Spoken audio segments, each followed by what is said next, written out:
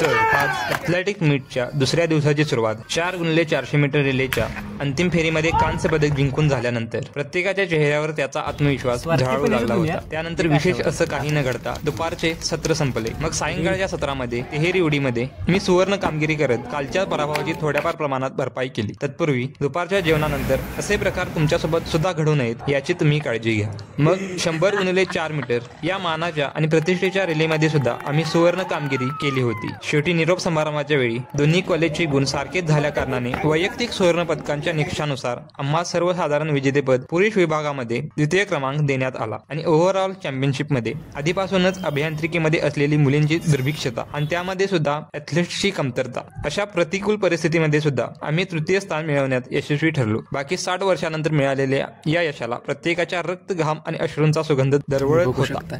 इकडं 400च्या मॅचेस चालू आहे, तिकडे ट्रिपल जम्पची तयारी चालू आहे आणि भाऊ कसा झोपलाय। लाज वाटत नाही भावाला। चला आपण